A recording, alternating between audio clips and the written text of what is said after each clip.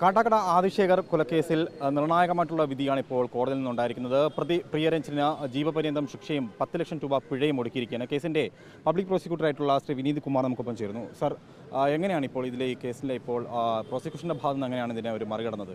പ്രത്യേകിച്ചും ഒരു നിർണായകമായി മാറിയത് CCTV ദൃശ്യങ്ങൾ കൂടിയാണ്. അതെ, താങ്കൾ പറഞ്ഞതുപോലെ ഇത് ആക്ച്വലി വെറും ഒരു അപകട മരണമായിട്ട് പോകുമായിരുന്നൊരു കേസായിരുന്നു.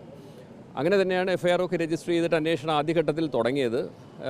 ഈ പ്രേത വിചാരണ അല്ലെങ്കിൽ ഇൻക്വസ്റ്റൊക്കെ നടക്കുന്ന സമയത്തൊക്കെ വെറും ഒരു അപകട മരണം എന്നായിരുന്നു. പക്ഷേ അത് കഴിഞ്ഞതിന് ശേഷം ഒന്ന് രണ്ട് സംശയങ്ങൾ ബന്ധുക്കൾക്ക് തോന്നിയത് പ്രിയരഞ്ജനും ഈ കുട്ടിയും തമ്മിൽ നേരത്തെ ഉണ്ടായ ഒരു വാക്കുതർക്കവും ഒരു വൈരാഗ്യത്തിൻ്റെ ആ പ്രിയരഞ്ജന് പ്രതിക്ക് കുട്ടിയോടുണ്ടായ ഒരു വൈരാഗ്യത്തിൻ്റെ ഒരു ഘടകവും ഒക്കെ പുറത്തു വന്നു.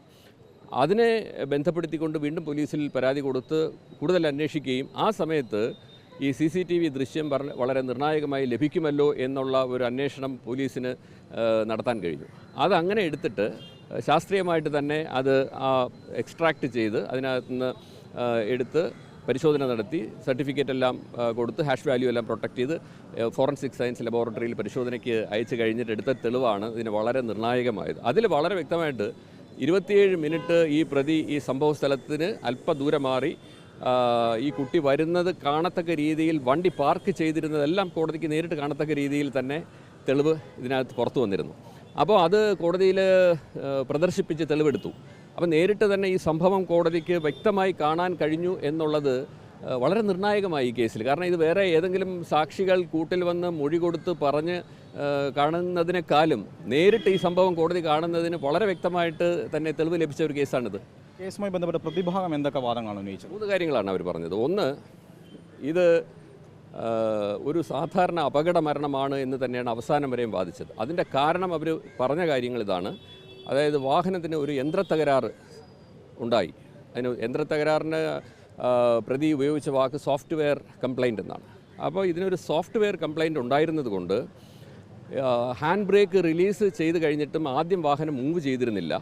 പിന്നെ അതിനുശേഷം വാഹനം ഈ മൂവ് ചെയ്തത് ഈ പ്രതി അറിഞ്ഞില്ല എന്നാണ് ഒരു ഭാഗം. പിന്നെ അതിനുശേഷം എടുത്ത മറ്റൊരു വാദം എന്ന് പറയുന്നത് കുട്ടിയെ മുമ്പിൽ കണ്ടപ്പോൾ ബ്രേക്ക് എന്ന് പറഞ്ഞ് ചവിട്ടിയത് ആക്സിലറേറ്ററിലായിപ്പോയി, അങ്ങനെ പുറത്തൂടെ കയറി ഇറങ്ങിയെന്നാണ്. അപ്പോഴും പ്രോസിക്യൂഷൻ്റെ മറ്റൊരു വാദം ഡിഫൻസിന് കണ്ണിക്കാൻ കഴിഞ്ഞില്ല. കാരണം നമ്മുടെ ഒരു ഇൻസ്റ്റിങ്ക്റ്റ് റിയാക്ഷൻ എന്ന് പറയുന്നത് പെട്ടെന്ന് ആരെങ്കിലും ഒരു മുന്നിൽ വന്നു കഴിഞ്ഞാൽ സ്റ്റിയറിംഗ് വെട്ടി തിരിച്ച് ആ കുട്ടിയെ രക്ഷപ്പെടുത്താനോ ആളിനെ രക്ഷപ്പെടുത്താനോ സാധാരണ ഒരു ഹ്യൂമൻ ഇൻസ്റ്റിങ്ക്റ്റ് ഒരു സാധാരണ രീതിയിൽ ഒരു റിഫ്ലെക്സ് ഉണ്ടാവും.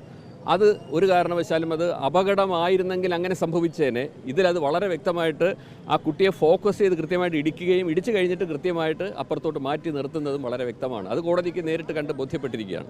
പ്രതി കൃത്യമായിട്ട് ആസൂത്രണം നടത്തിയാണ് ഈ കൊല ചെയ്തതെന്ന് തെളിയിക്കാൻ കഴിഞ്ഞു എന്നുള്ളതാണ്. തീർച്ചയായിട്ടും അത് ആസൂത്രണം ചെയ്ത് പ്ലാൻ ചെയ്ത് അവിടെ വെയിറ്റ് ചെയ്തിരുന്നിട്ട് ഈ ഒരു മർഡർ നടത്തി എന്നുള്ളത് തെളിയിക്കാൻ കഴിഞ്ഞു. മറ്റൊന്ന്, ഈ കൂട്ടുകാർ നൽകിയ മൊഴിയായിരുന്നല്ലോ. എന്തോ സുഹൃത്തുക്കൾ നൽകിയ ഒരു മൊഴി നിർണായകമായല്ലോ. സുഹൃത്തുക്കൾ നേരിട്ട് കണ്ട ഓരോ ഭാഗങ്ങളായിട്ട് കണ്ടു. ഒന്ന്, നേരിട്ട് ഈ സംഭവം കണ്ടു. 2, ഒരു കുട്ടി ജസ്റ്റ് പാസ് ചെയ്ത ഉടനെ തന്നെ ഒച്ചത്തിലുള്ള ശബ്ദവും നിലവിളിയും കേട്ടു. തിരിഞ്ഞു നോക്കിയപ്പം ആദിശേഖരൻ്റെ പുറത്തൂടെ ഈ പ്രതി കാറ് കയറ്റി ഇറക്കുന്നത് ഈ കുട്ടി കാണുന്നുണ്ട്. പിന്നെ അവിടെ കിടന്ന് രക്തം തളം കെട്ടി കിടന്നതും എല്ലാം ഒരു കുട്ടി അവിടെ അമ്പലത്തിൻ്റെ നട തുറന്നിരുന്നത് കൊണ്ട് മുതിർന്നവരാരോ ഉപദേശിച്ചു ഈ രക്തം കഴുകിക്കളയാൻ. ആക്ച്വലി അതൊരു തെളിവ് നശിച്ചു പോയ ഒരു സംഭവമാണ്. പക്ഷേ ഇന്നസെൻ്റായിട്ട് ആ കുട്ടി മുതിർന്നവർ പറഞ്ഞതുകൊണ്ട് അതനുസരിച്ചതുകൊണ്ട്, കാരണം മഹസർ എഴുതി തയ്യാറാക്കുന്ന സമയത്ത് രക്തം ഛർദ്ദിച്ച് രക്തം വായിക്കൂടെ എല്ലാം വന്നാണ് ഈ കുട്ടി മരിച്ചതായിട്ട് യഥാർത്ഥത്തിൽ വന്നിരിക്കുന്നത്. പക്ഷേ രക്തമില്ല എന്ന് വന്നിരുന്നെങ്കിൽ എന്ത് ചെയ്യുമായിരുന്നു? അപ്പം ഈ കുട്ടി മറ്റൊരു കുട്ടി രക്തം കഴുകിക്കളഞ്ഞു, തെളിവ് അങ്ങനെ പോയി. പക്ഷേ അത് ആ കുട്ടി ഇവിടെ വന്ന് കോടതിയിൽ മൊഴി നൽകി. എന്നെ അവിടെ ഉണ്ടായിരുന്നവർ മുതിർന്നവർ എന്നെ ഉപദേശിച്ചു, അമ്പലത്തിൻ്റെ നട തുറന്നിരിക്കുന്നതുകൊണ്ട് രക്തം കിടക്കാൻ പാടില്ല. അങ്ങനെ കുട്ടി അറിയാതെ രക്തം കഴുകിക്കളഞ്ഞതാണ്. അതെല്ലാം തെളിവിൽ വന്നു. അങ്ങനെയല്ല വളരെ നിർണായകമായ തെളിവുകൾ ലഭിച്ചു. കേരള മനസ്സാക്ഷിയെ ഏറെ ഞെട്ടിപ്പിച്ച ഒരു കൊലപാതകമായിരുന്നു 15 വയസ്സുകാരനായ ആദിശേഖരൻ്റെ. അതിനാണിപ്പോൾ കോടതിയുടെ ഏറെ നിർണായകമായിട്ടുള്ള വിധി ഉണ്ടായിരിക്കുന്നത്. വീഡിയോ ജേർണലിസ്റ്റ് വിഷ്ണു എമ്മലിനൊപ്പം reporter Arun Solomon, in reporter, Thiruvananthapuram.